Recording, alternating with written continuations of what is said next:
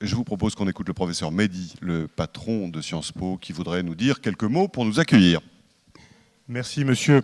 Mesdames, messieurs, je viens à peine de prendre mes fonctions et c'est avec un très grand plaisir et un très grand honneur que je prononce ces quelques mots de bienvenue pour vous souhaiter donc la bienvenue dans cet amphithéâtre Bruno-Étienne et plus largement dans cette maison.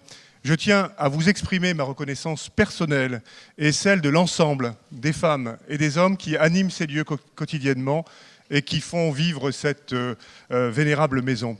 Nous sommes très sensibles à la confiance que vous nous témoignez et à la confiance que vous nous avez conservée, y compris quand cette maison a traversé des périodes de turbulence.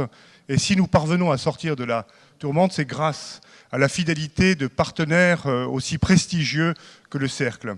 L'histoire du Cercle des économistes et de Sciences Po Ex s'entrelace depuis bientôt 15 ans.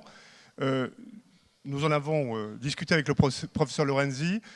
Il est sans doute temps de réfléchir aux voies et moyens d'approfondir et de pérenniser cette relation à bien des égards singulière. En attendant que notre histoire commune se poursuive, je tiens à vous adresser mes vœux de succès et vous souhaiter une très belle et excellente session 2015.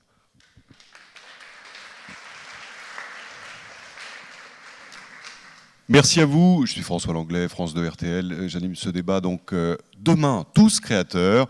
On va bien sûr, comme c'est l'usage au Cercle, d'abord écouter Hélène Ray, qui est économiste et professeure. Mais je suis désolé, les micros ne fonctionnent pas, donc il va falloir observer un silence quasiment religieux, ce qui pour une chapelle est évidemment tout à fait normal. Je salue d'ailleurs les salles qui sont à côté et qui nous écoutent. Hélène, nous allons vous écouter 4 minutes. Je vous passe le micro car je crains que le vôtre ne fonctionne pas. Merci. Bonjour tout le monde. Merci d'être là de si bon matin. Donc, l'innovation est au cœur de beaucoup de théories économiques de la croissance. Vous m'entendez au fond? Oui, d'accord. Donc, l'innovation est au cœur de nombreuses théories économiques de la croissance. Dans le modèle de Solow, par exemple, la croissance de long terme est déterminée par le capital, le travail et la productivité. Or, la productivité est liée au niveau d'éducation des travailleurs, mais aussi aux technologies utilisées et aux institutions des pays. Certains pays, comme la Corée du Sud et Singapour, qu'on a appelés les tigres de l'Asie du Sud-Est, ont cru à des vitesses phénoménales pendant les années 70-80, en accumulant du capital. Mais lorsque cette marge de croissance est épuisée, lorsque les rendements de décroissance sont atteints, les pays doivent trouver des moyens d'augmenter leur productivité. Ils doivent innover. C'est vrai en ce moment pour la France, pour les pays européens, c'est vrai pour les États-Unis et c'est de plus en plus vrai pour la Chine. De même, la théorie schumpeterienne de la croissance souligne le rôle de la destruction créatrice. Durant les récessions, les entreprises les moins productives sont détruites et libèrent des ressources qui peuvent ensuite être allouées aux start-up novatrices ou à des entreprises plus performantes. Ce faisant, la productivité agrégée de l'économie augmente, générant plus de richesses. Mais curieusement, ces théories n'ont pas grand-chose à dire sur les sources de l'innovation. Une question fondamentale est donc de savoir quels écosystèmes dans les sociétés humaines favorisent la création. À ce regard, l'histoire économique est riche d'enseignements. D'après Joël Mokyr, qui est un professeur d'histoire économique à Northwestern, l'humanité a connu un petit nombre d'innovations révolutionnaires qu'il appelle des macro-inventions, comme l'électricité ou le moteur à explosion, ou plus récemment comme l'Internet et les ordinateurs.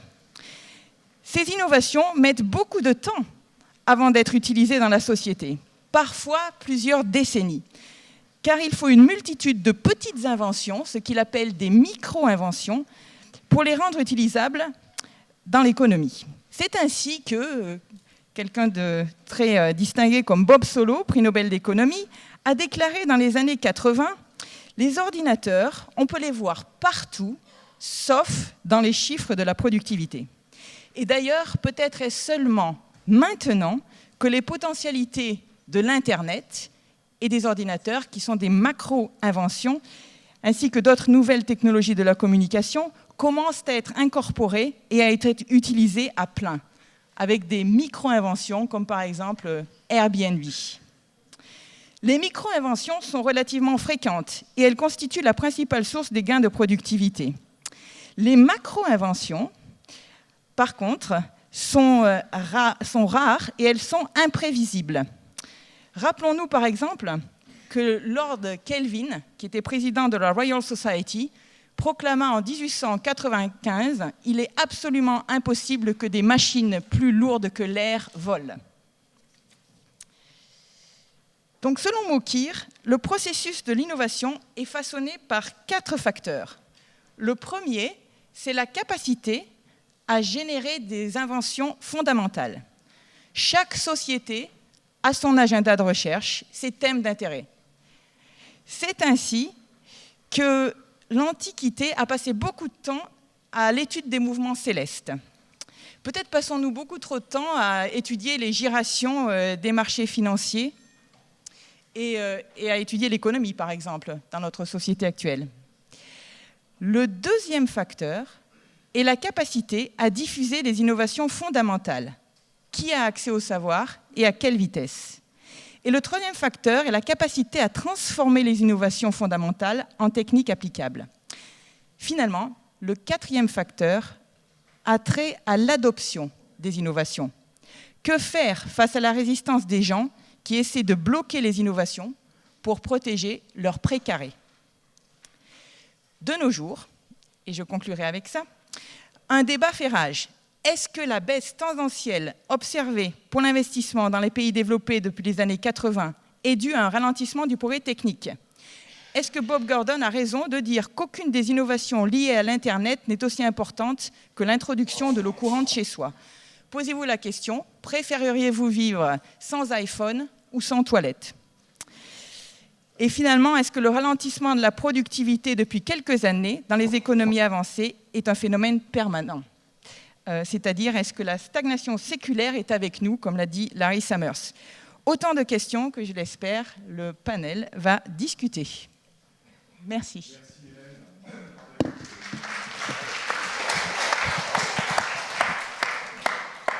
Ça marche? Écoutez nos intervenants. Tiens, le micro revient.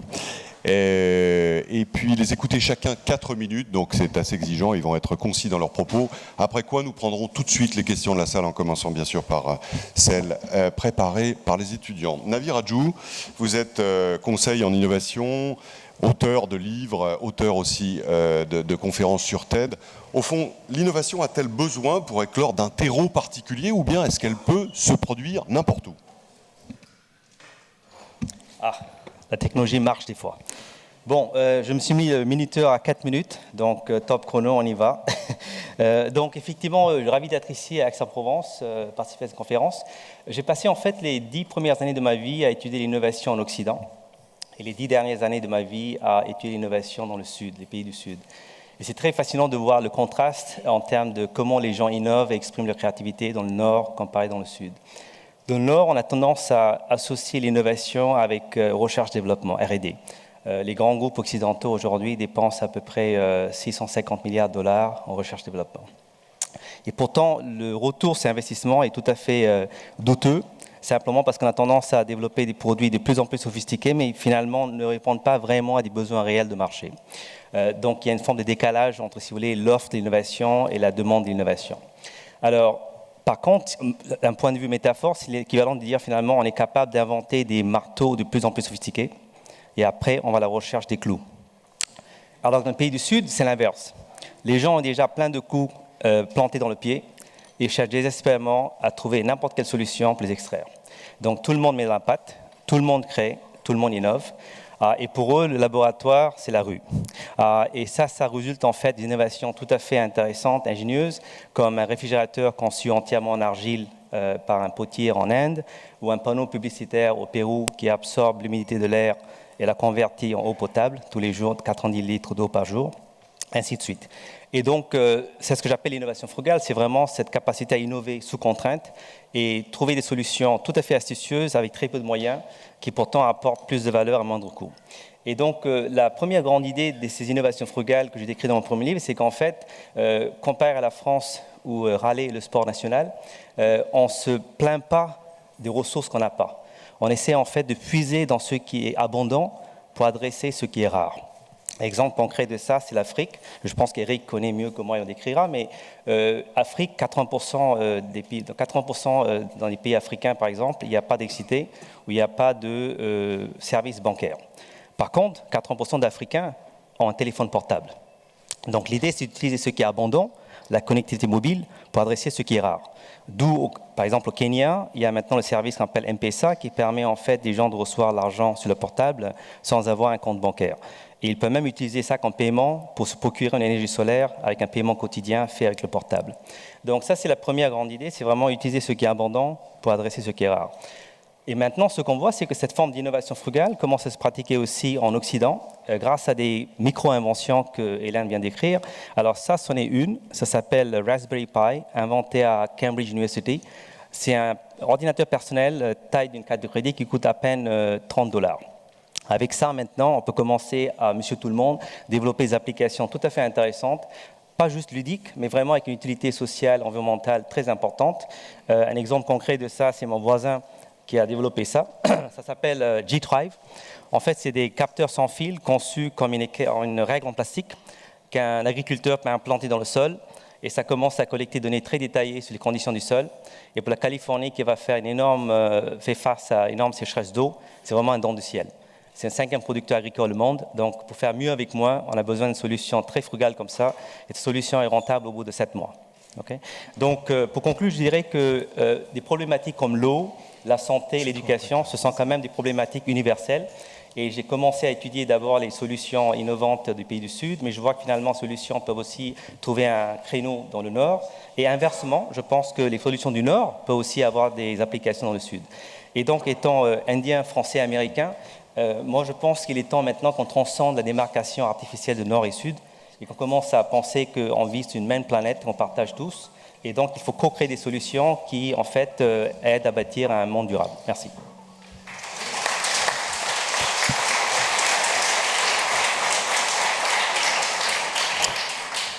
Merci Navi pour ces idées neuves et pour la clarté et la concision de vos propos. Clara Guémard, vous êtes PDG de General Electric France, bien sûr, General Electric qui est une entreprise mondiale. Est-ce qu'on peut créer dans une entreprise mondiale, avec forcément une organisation assez lourde, forcément un peu de bureaucratie, comment est-ce qu'on se débrouille pour préserver un écosystème favorable à l'innovation dans une multinationale ? Bon, c'est très difficile de parler après Navi Raju, mais je vais faire comme lui, je vais mettre le chronomètre, comme ça, au moins j'aurai ça en commun avec lui. Thomas Edison, créateur de General Electric, avait l'habitude de dire « Je n'ai pas échoué, j'ai eu simplement 10 000 idées qui n'ont pas marché ». Donc le premier moteur de la croissance et de l'innovation, c'est la création. Et comment on fait pour que dans une grande entreprise, bien sûr il y a la R&D, mais on recrute des gens qui ne sont pas simplement de bons soldats, de bons exécutants, de gens qui développent, des ingénieurs qui développent des solutions incrémentales aux produits qu'on a déjà, et comment on fait pour avoir des créateurs. C'est toute la question. Et Jeff Immelt, le patron de General Electric, en 2010 s'est dit quelle est la révolution qui est devant nous, et je le cite en anglais parce que vous comprenez, c'est tous anglais. Aujourd'hui, c'est If you went to bed last night as an industrial company and you are going to wake up this morning as a software and analytic company. Et la transformation radicale d'une entreprise industrielle comme General Electric, qui, je le rappelle, fabrique des moteurs d'avion, des scanners, des IRM, des locomotives, beaucoup d'énergie, des turbines à gaz, des turbines vapeur, des éoliennes, du solaire, etc. C'est de se transformer d'une entreprise qui fabrique des produits, qui fabrique des solutions, qui fabrique du software, à une entreprise de big data. Et c'est cette révolution-là qu'il a fallu faire. Et ça change tout. Je vais vous donner un exemple. Dans les hospices, avec les hospices de Lyon qui sont juste à côté, on a l'habitude de vendre dans les hôpitaux des IRM, des scanners, du matériel médical lourd, très sophistiqué, qui impose une R&D, une compétence de très haut niveau. Et on est en train de transformer le business model en vendant à l'image plutôt que de vendre des machines. Ça veut dire que vous passez d'une économie où vous vendez un matériel qui vaut 500 000 € ou 1 million à une économie où vous allez vendre à l'image. Ce sont ces transformations radicales que l'on doit faire à l'intérieur de l'entreprise. Alors on le fait de plusieurs manières. On le fait évidemment en investissant énormément dans la R&D. On le fait avec beaucoup d'open innovation. Par exemple, on a lancé de l'innovation ouverte en partenariat avec des startups. On a lancé par exemple un concours sur des thématiques très précises dans le monde. On a eu 2500 réponses qui émanaient d'entreprises, mais qui émanaient aussi d'universités ou d'individus qui étaient assez géniaux pour trouver des solutions, et on les a financés. Et puis on a un nouveau modèle de recherche qui s'appelle le dojo. Le dojo, vous devez, pour ceux qui font des sports de combat, c'est un tapis où le maître et l'élève apprennent ensemble, développent ensemble des nouvelles postures. Et donc le dojo, c'est le nouveau centre de recherche, c'est-à-dire que celui qui sait se met avec un client. Et ensemble, pendant quelques mois, ils vont développer une application. Donc on est dans quelque chose de très fluide et qui change radicalement la façon dont on approche la recherche, parce que nous ne sommes pas les sachants. Nous construisons avec nos clients les nouvelles solutions de façon extrêmement fluide et en fonction des projets et des besoins. Et je voudrais terminer avec deux questions qui sont fondamentales pour General Electric, mais qui sont fondamentales pour nous tous.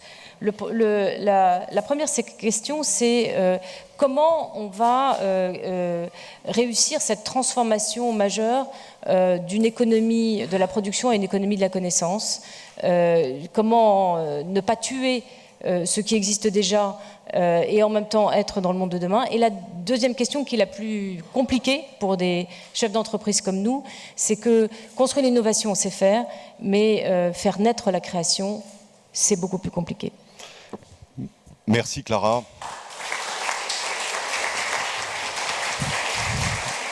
Merci là encore pour votre exposé et pour votre ponctualité. Éric Orsena, vous êtes écrivain, votre autre métier, j'allais dire, c'est immortel, et puisque vous êtes académicien, vous êtes un créateur. Est-ce que tout le monde a en soi cet aiguillon qui pousse à créer? Au fond, comme le disait Navi tout à l'heure, est-ce que vous pensez que c'est un don qui est largement partagé? Et si oui, comment l'entretenir, le développer? Alors, une première remarque, c'est que avant d'être tous créateurs, il vaudrait mieux ne pas être tous détruits. Et qu'il y a des façons de ne pas détruire ceux qui travaillent, c'est-à-dire les respecter. Et c'est quand même facile de dire merci, d'avoir confiance et de saluer ceux qui font un travail, quel qu'il soit. Donc, avant la création, il y a à éviter la destruction. Ensuite, pour la création, il se trouve qu'à l'Académie, je suis au fauteuil de Pasteur. Et que mon voisin, François Jacob, le prix Nobel de médecine, était accablé que j'occupe le fauteuil de Pasteur parce que j'étais absolument nul en biologie. Donc je me suis soigné, j'ai travaillé un peu, la vie, vous me direz à mon âge, il vaut mieux que je sache ce que je sais. Enfin, et que la conclusion que j'ai, c'est que la vie, c'est une start-up qui a réussi depuis quelques milliards d'années. Alors, comment ça réussit? Alors, c'est très simple. Premièrement, un écosystème, c'est-à-dire on ne crée pas seul. Qu'est-ce que ça veut dire? Comment ça marche? Avec qui? On ne crée pas seul, ça ne veut rien dire. La plupart des idées arrivent en même temps. Pourquoi? Parce qu'il y a un moment donné. Deuxième chose, très importante, la question des horloges. Quand vous réfléchissez à la mer, vous voyez qu'à l'œuvre, il y a 3-4 temporalités différentes. Il y a 6 heures les marées, il y a beaucoup plus longues, il y a peut-être 10 000 années l'axe de la Terre par rapport au Soleil, etc. Donc créer, ça veut dire pas uniquement être obnubilé par l'agitation. L'agitation n'a rien à voir avec la création.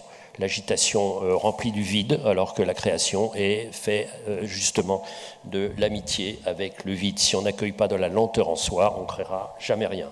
Lenteur va avec la solitude. Troisièmement, la question de la circularité. On dit toujours le roman est mort. Sauf que le roman, il continue à vivre. Et pourquoi le roman continue à vivre? Parce que le roman est l'activité la plus moderne qui soit.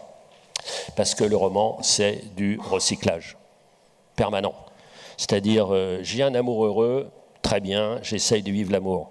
Mais ça m'intéresse moyennement. J'ai un amour malheureux, super, vive le râteau, et je fais un roman désespéré sur cet amour heureusement malheureux. Donc, c'est ça. Donc, il faut saluer le râteau, il faut saluer l'échec. C'est tout à fait lié à la création. C'est comme le papier. On dit que le papier, c'est un très vieil objet. C'est sans doute, c'est maintenant un objet, une matière de très haute technologie.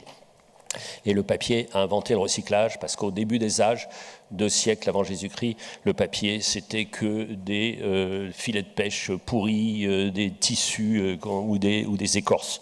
Donc, vive le recyclage.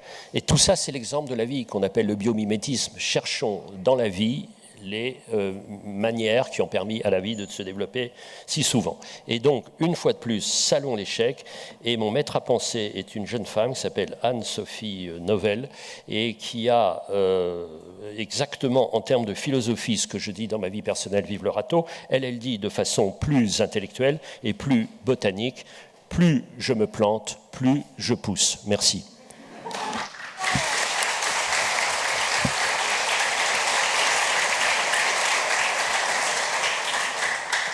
Merci Eric pour cet éloge inattendu du râteau.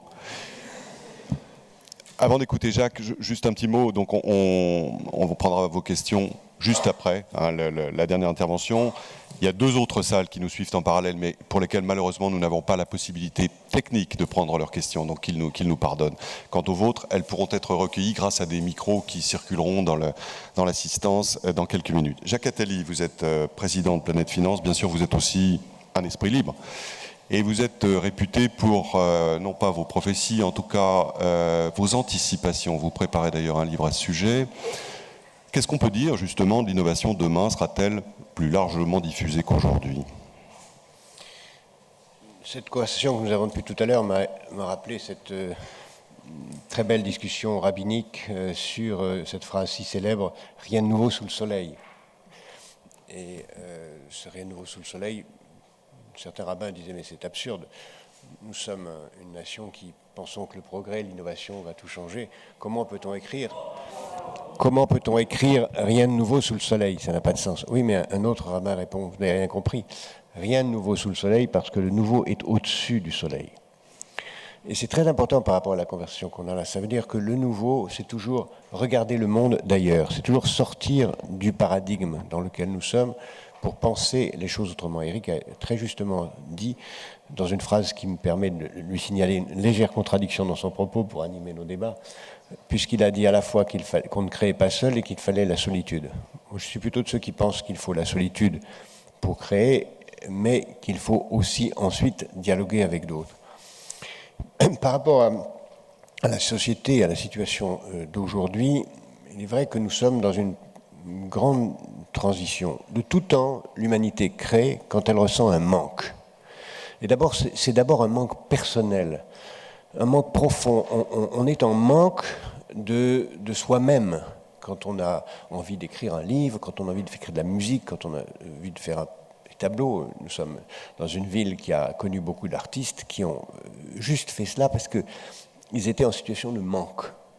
Et c'est le ressentiment du manque qui pousse à la création. C'est le ressentiment du manque qui a fait, au XIIe siècle, inventer le gouvernail des tambours, qui a fait naître le capitalisme. C'est cela qui crée toutes les sources d'énergie nouvelles qui ont progressivement évolué. Et les premières innovations ont été ressenties à cela.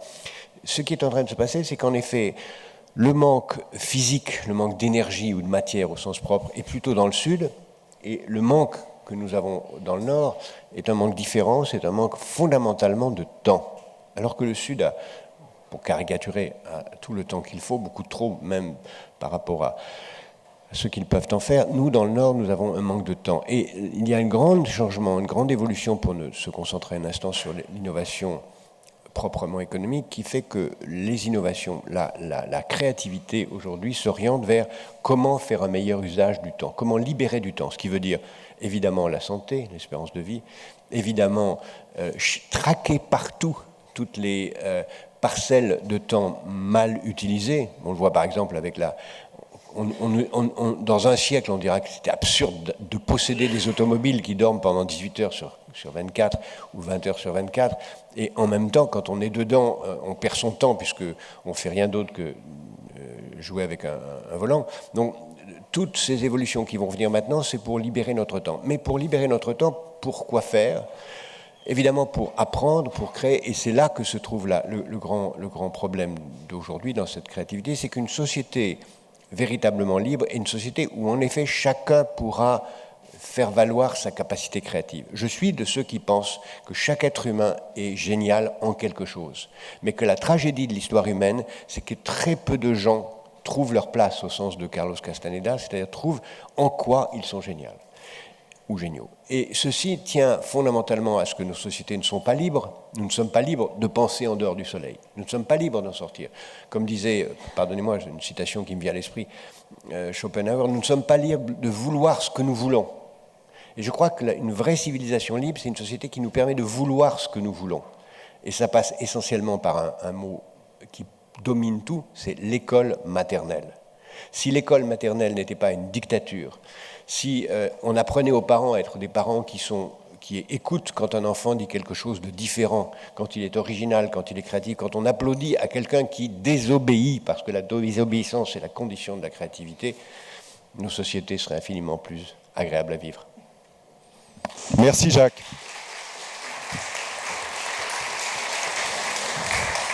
Après l'éloge du râteau, c'était l'éloge de la désobéissance, au fond. On va prendre la question de Louise, qui est une étudiante de l'ESSEC et de Sciences Po, et qui voulait justement, pour suivre vos derniers mots, Jacques, nous poser une question sur le système éducatif français. Louise est là. Elle va prendre le micro qui se trouve. Mademoiselle, si vous pouvez le lui apporter, ça serait gentil. Attention à vous. Vous m'entendez? Oui. Bonjour, Louise Mariani. Donc, j'ai fait l'ESSEC, j'ai fait Sciences Po avant de faire l'ESSEC. Et ma rencontre avec la créativité pendant ces deux grandes écoles s'est limitée à plus ou moins une semaine que chacun de ces programmes a laissé à l'imagination. Ça s'appelait Imagination Week à l'ESSEC. C'est un nom un peu différent à Sciences Po. Maintenant, je suis à l'orée du monde du travail. Et dans mes entretiens de recrutement, la place laissée à la créativité est nulle. La place laissée au nom de mes diplômes est beaucoup plus importante. Et du coup, je voulais savoir comment on fait aujourd'hui pour que industriels, recruteurs, mais aussi les écoles et le système universitaire fassent en sorte que les jeunes gens créatifs soient plus mis en évidence et plus valorisés. Merci. Merci Louise. Effectivement, une question qui touche à la fois au système éducatif français et puis aux recruteurs. Clara, peut-être un mot sur la façon dont justement vous, en tant que patronne, vous vous débrouillez pour donner les opportunités dont parle Louise aux jeunes. Bien sûr, Jacques, après. Je pense que vous touchez à un sujet qui est majeur pour la société française et que d'autres pays ont résolu de façon beaucoup plus efficace, comme les États-Unis. Le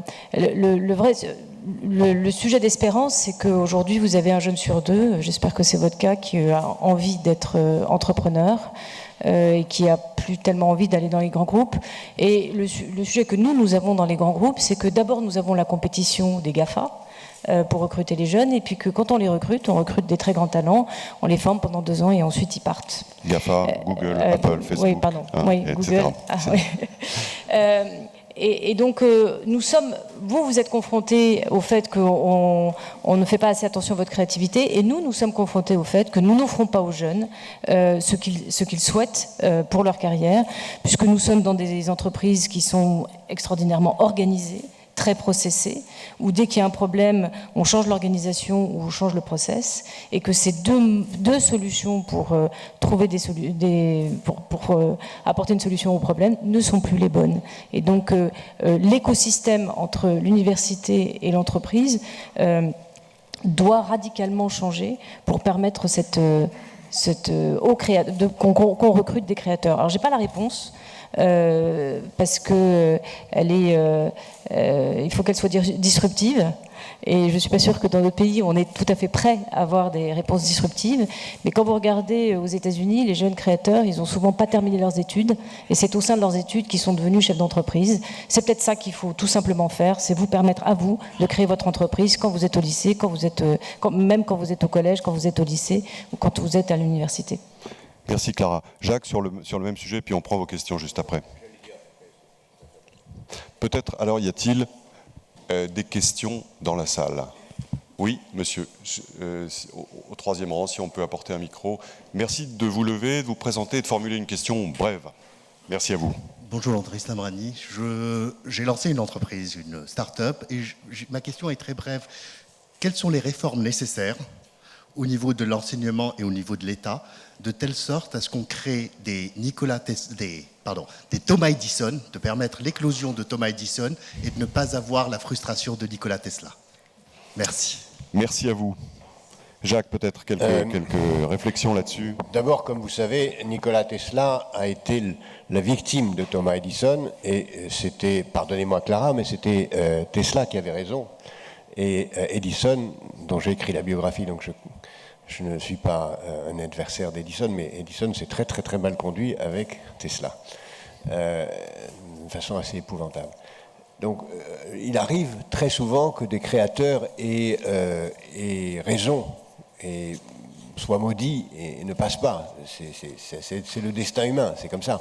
Je pense que notre société est trop évidemment conformiste au sens de ce qu'elle n'accepte pas le nouveau très facilement. Et je pense que la France, de ce point de vue, est particulièrement coupable pour une raison que j'ai souvent expliquée, c'est que pour accueillir le nouveau, il faut l'accueillir le nouveau de toutes les façons possibles. La créativité, c'est aussi l'accueil des étrangers. Une nation qui n'accueille pas bien les étrangers n'est pas une nation créatrice. D'ailleurs, regardez ce qui se passe aux États-Unis.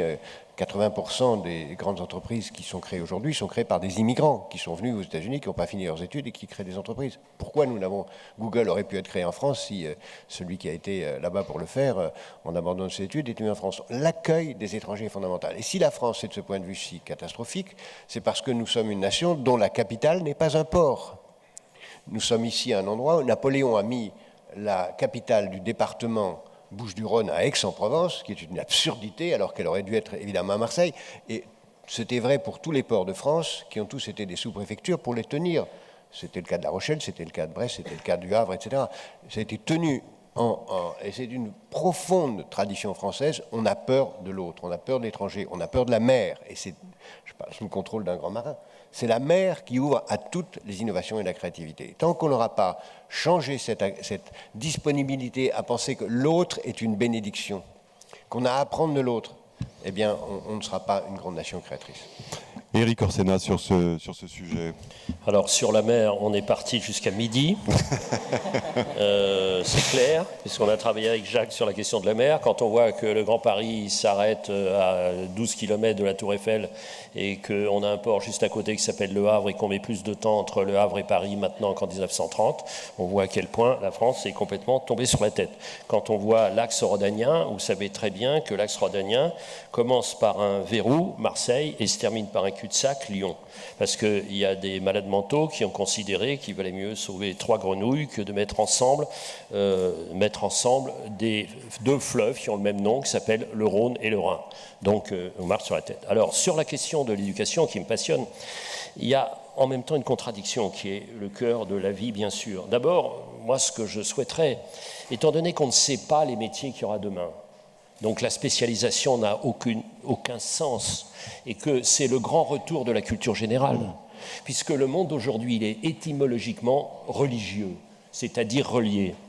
Donc pour moi, l'idéal serait qu'il y ait un seul bac, mais qu'il y ait des options dès la grande maternelle, c'est tombé sur la tête, puisqu'on morcelle, et voilà. Mais à l'intérieur de ce bac unique, qu'il y ait des parcours de chacun qui invente, mais que ça ne soit pas des options écrits primal et macramé dès le CP. Ça me fait chier.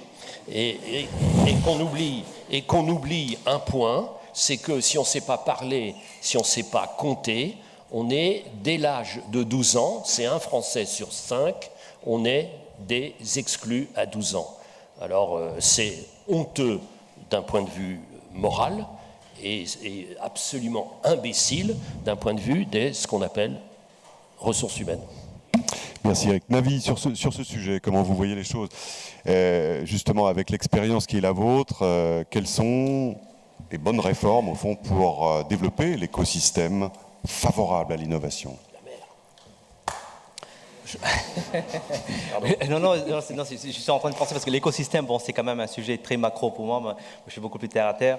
Donc, mais je pense que justement, en tant qu'étudiante, je dirais finalement, c'est innover vous-même sans attendre de l'aide. Je pense que c'est ce qu'il faut faire. Et je vais donner un exemple très concret qui m'a beaucoup marqué. C'est 2 étudiants à l'Université de Toronto qui en avaient marre parce que le laboratoire de biologie, je crois, avait une imprimante 3D qui ne marchait pas très bien. Alors, au lieu de se plaindre, ils ont dit on va inventer notre propre imprimante 3D. Ils l'ont fait. Ça s'appelle la TICO, qui est en fait conçue de façon que ce soit beaucoup plus stable, beaucoup plus rapide. Bref. Et après, ils se sont dit. Éloge du râteau. Voilà, exactement, éloge du râteau. Et c'est ça qui est intéressant, c'est qu'ils disent finalement l'institution, ma génération, c'était ça, on était religieux. Moi, j'avais un prof de physique, bon, bref, je ne vais pas aller là, mais vraiment, c'était beaucoup plus. Voilà, il y avait le sachant, nous, c'était les étudiants. On a été vraiment intimidés quelque part. Cette génération, elle s'en fout complètement. Elle dit, j'ai un problème, et toi, en tant qu'institution, tu ne m'offres pas ce que je veux, je le crée moi-même. Alors, ça n'arrête pas là. Ils ont créé leur propre imprimante 3D, et après, ils se sont dit, c'est tellement intéressant, ils ont 21 ans. Déjà, ils disent, en tant qu'entrepreneur, pourquoi on ne peut pas faire un produit commercial avec ça? Alors, la question, c'est, il faut de l'argent pour mettre en place une entreprise. Voilà, ils ne vont pas chez BPI, France. Ils vont sur un site de financement participatif qui s'appelle l'équivalent de KissKissBankBank aux États-Unis, c'est Kickstarter. Vous savez combien ils ont levé en 3 mois? 3 millions de dollars. 3 millions de dollars. Et l'imprimante doit être commercialisée cette année. Ça s'appelle TICO, c'est 175 $ seulement. Et ce qui est fascinant, c'est que cette imprimante 3D elle-même va être fabriquée par une autre imprimante 3D. Et c'est ce que j'appelle la méta-création, c'est-à-dire qu'il va y avoir des plateformes comme des imprimantes 3D qui vont créer d'autres imprimantes 3D. Donc c'est quelque chose, j'encourage vous, les étudiants, dit finalement, comparé à ma génération, ne vous plaignez pas, faites vous-même les solutions que vous voulez. Voilà. Oui, c'est juste une suggestion C'est juste une suggestion pour écrire la Bible, parce que moi je suis fasciné par les gros tirages. Donc ça serait, au commencement, était une imprimante 3D. Oui, comme je vois qu'il y a beaucoup de jeunes dans la salle et que les jeunes se lèvent tôt, je voudrais simplement vous passer un message qui est que vous avez une chance extraordinaire. Vous êtes une génération qui peut créer. Nous, quand on avait 20 ans, si on voulait apprendre, il fallait acheter des livres ou aller en bibliothèque. Si on voulait faire de la musique, il fallait faire 10 ans de solfège. Si on voulait faire un film, il fallait avoir un oncle riche qui avait une caméra Super 8. Vous avez la possibilité de créer, d'inventer derrière votre ordinateur, de vous mettre ensemble. Donc profitez-en, n'attendez pas que la société française vous offre ceci ou cela. Vous avez de l'or entre les doigts, vous avez une chance extraordinaire et l'avenir appartient à ceux qui l'aiment tôt, donc aimez l'avenir tout de suite.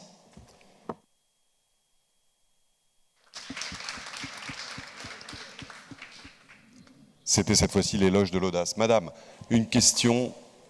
On va vous apporter un micro tout de suite. Il arrive. Merci de vous présenter. Je m'appelle Christiane Waro-Dademar et après une longue carrière dans les nouvelles technologies, je me suis occupée de faire du coaching pour les surdoués. Et je me rends compte aujourd'hui à quel point les gens qui ont des QI supérieurs à 130, 2% de la population sont en situation d'échec, puisque 30% ne vont jamais avoir de diplôme. Ma question, c'est les grands groupes et les autres entreprises ou services publics qui se plaignent de manquer de créateurs, n'ont-ils pas là un creuset de recrutement extraordinaire? Le problème, c'est qu'il faut les détecter. Merci pour cette question, Clara. Peut-être pour vous, au fond, les potentiels, les hauts potentiels qui sont souvent en situation d'échec dans le système scolaire ne constituent-ils pas un vivier important dans lequel pourraient s'approvisionner les entreprises et plus largement les employeurs? Oui, je crois surtout que la réponse, elle est dans le système scolaire. Moi, j'ai eu un fils qui était dans le même cas que vous soulignez, qui avait 160 de QI et qui a eu 5 de moyenne toute sa scolarité. maintenant il est historien, il vient d'avoir 19 à son dernier mémoire, donc il y a un moment, heureusement, le talent se révèle. Vous avez tout à fait raison, mais je pense que c'est le système scolaire qui veut ça, et c'est ça qu'il faut d'abord réformer. C'est pas nous, les entreprises, on est prêts à accueillir les créateurs, mais le drame de notre pays, c'est que les enfants qui sont différents, qui ont une forme de génie, ils ne sont pas forcément doués pour écrire sans faute d'orthographe, pour être rigoureux, pour avoir des règles, ils ont l'esprit ailleurs, et ça, moi je ne saurais pas répondre à la question du système scolaire, mais je suis sûr qu'Éric aura des idées là-dessus. On va peut-être passer à une autre question. Monsieur, s'il vous plaît. Bonjour, Pierre-Étienne Laurenceau.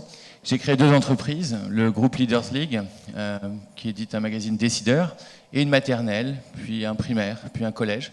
Donc c'est possible en France de créer des écoles, mais la question qu'il faut se poser et qu'il faut poser et dans les entreprises et dans les écoles, c'est comment redonner de la liberté. Alors dans l'entreprise, on appelle ça l'empowerment.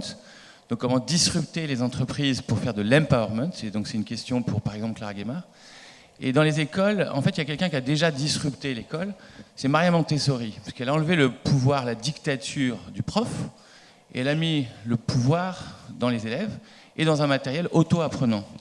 Donc la question, c'est comment disrupter les modes d'apprentissage à travers un cadre qui empower. D'ailleurs, dans les écoles, il n'y a pas de classe, il y a une ambiance. Et le prof n'est juste garant que de l'ambiance. Donc comment allez-vous disrupter vos propres méthodes pour empowerer ?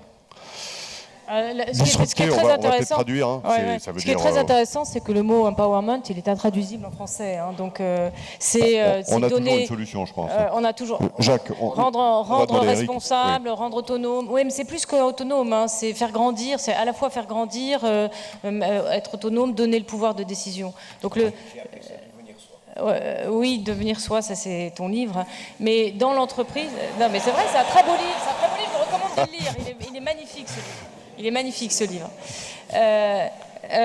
Mais c'est vrai qu'on n'a pas de mots pour dire, pour traduire cette volonté dans l'entreprise d'empowerment des individus dans l'entreprise. Qu'est-ce que ça veut dire? C'est tout simplement de redonner, pas simplement l'expertise, pas simplement recruter des experts, mais recruter des gens qui savent décider et prendre du risque. Et valoriser le risque, ce que Éric a très bien souligné tout à l'heure, l'échec. Je voudrais juste dire un mot. Aux États-Unis, on parle, en France, on parle de prendre son risque. Aux États-Unis, on parle de prendre sa chance. Éric, un mot sur. Est-ce que tu discutes aussi? Empowerment, je veux bien, mais il y a un mot qui est magnifique et qui est confiance.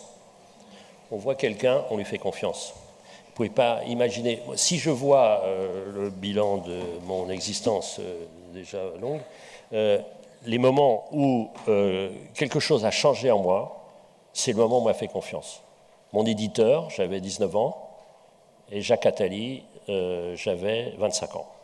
Brutalement, vous rencontrez quelqu'un, et quelqu'un qui dit « Je vois en toi plus que ce que tu crois avoir en toi ». Et non seulement on essaye de ne pas le décevoir, mais on dépasse. Et l'amitié avec Jacques, c'est immense cadeau de la vie. Je souhaite à tout le monde d'avoir ce genre d'amitié. Et le mot, le empowerment, c'est la conséquence d'un premier mot qui est la confiance.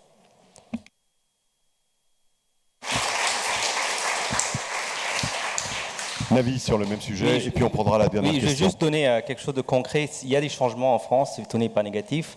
Je prends l'INREA à Grenoble, qui est dirigé en fait par un ancien de GE. C'est une coïncidence, hein, Clara, mais il vient du monde industriel, donc ce n'est pas un académique type.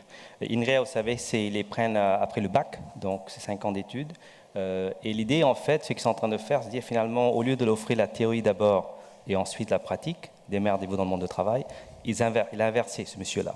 Donc l'idée, c'est que les 2 premières années, ils ont ce qu'on appelle un Fab Lab.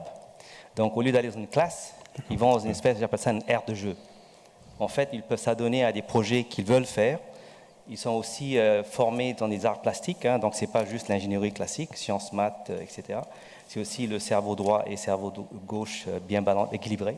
Donc je pense que s'il y a des expérimentations comme ça, où vraiment on essaie justement d'encourager la créativité, dès l'amont de la chaîne d'éducation, si vous voulez, de valeur d'éducation. Donc il y a des expérimentations en cours en ce moment en France, donc c'est ça qu'il faut amplifier, mettre en valeur et dire finalement il y a une voie alternative justement pour former les jeunes, en les autonomisant ou justement en créant en fait un lieu, un espace et leur donnant le temps aussi pour justement faire la créativité. Jacques ? Oui, on a prononcé beaucoup de mots très importants. Peut-être qu'il y en a un qu'on peut ajouter à cette liste. C'est que je crois qu'il n'y a pas de créativité sans entêtement. C'est-à-dire que la créativité, ce n'est pas quelque chose qu'on fait au caprice, qu'on fait en une seconde. Or, toute notre société pousse à cela, pousse à passer d'un sujet à l'autre à toute vitesse, à considérer que les choses qui ne sont pas obtenues vite ne méritent pas qu'on s'y attache, etc. Non, créer une œuvre, quelle qu'elle soit, que ce soit une œuvre d'art, un livre, un morceau de musique ou quelque aventure même industrielle qui soit, et Edison a fait des milliers d'échecs, comme l'a rappelé Clara, avant de se réussir, ça suppose un entêtement, une confiance qui vous est faite par d'autres, comme l'a très justement dit Eric, mais une confiance qu'on a en soi-même, c'est-à-dire une certitude profonde en soi que si on ne le fait pas, on n'est pas soi-même, on doit le faire. Et donc, même si on échoue, il faut continuer, quitte à apprendre de ses échecs. Mais je crois que la persévérance, l'entêtement, la volonté, l'énergie intérieure que cela suppose est la clé absolue de la créativité. On va prendre une dernière question, madame, s'il vous plaît, mais vraiment une question brève à laquelle nous répondrons brièvement, car nous arrivons au terme de la session. Bonjour, Sylvie Maléco. Je voudrais savoir comment on peut, par rapport à tout ce que vous venez d'évoquer, repenser l'organisation du travail. On a le sentiment que les grands groupes ont leur légitimité parce qu'ils ont des moyens, ils ont des process qui sont utiles, que les créateurs ont besoin de laboratoires, que si on veut savoir gérer son temps, finalement, il y a peut-être des moments où on a envie d'être en phase de loisir, même si c'est dans le temps réglementaire du travail, etc. Donc comment est-ce qu'on peut repenser l'organisation du travail pour permettre justement cette innovation et cette créativité permanente et peut-être à chacun de s'exprimer comme il le souhaite. Question essentielle, bien sûr. Malheureusement, nous n'avons que peu de temps. Jacques. Moi, d'un mot, ma réponse c'est nous sommes tous déjà des intermittents du spectacle. C'est le seul statut qui a un avenir. Les entreprises ne seront qu'une collection d'intermittents du spectacle, avec au centre, comme dans le modèle qui, moi, me paraît le modèle de l'entreprise de l'avenir, c'est-à-dire le Cirque du Soleil, un très petit nombre de gens permanents, dont l'essentiel est d'aller recruter des talents, dont on sait, Clara l'a dit tout à l'heure, qu'ils ne seront pas durablement avec vous, mais parce qu'ils feront leur vie autrement. Nous sommes tous des intermittents du spectacle. La question de l'équilibre du système financier est évidemment essentielle pour régler cette question. Clara, pour le mot de la fin. Oui, je voudrais dire que vous touchez du doigt un sujet qui est majeur pour notre société parce qu'on a organisé notre monde en fonction d'une industrie fordiste. Aujourd'hui, vous prenez les jeunes qui créent une entreprise, ils se mettent dans un appartement, ils se mettent à 4, ils travaillent 90 heures par semaine, ils ne se payent pas de salaire. Et la direction générale du travail viendrait les inspecter, ils ne respectent aucune règle. Et pourtant, c'est eux qui sont l'avenir. Et donc, c'est un sujet qui est absolument majeur. Comment on fait pour adapter nos lois du travail à cette créativité? Peut-être d'ailleurs, c'est pas moi qui le dis, mais c'est Maffezoli qui le dit, nous sommes passés d'un monde qui n'est plus un monde du travail, mais qui est un monde de la créativité et de la connaissance. Merci à vous tous, merci à nos intervenants. Je crois qu'on a compris pourquoi on s'était levé tôt ce matin.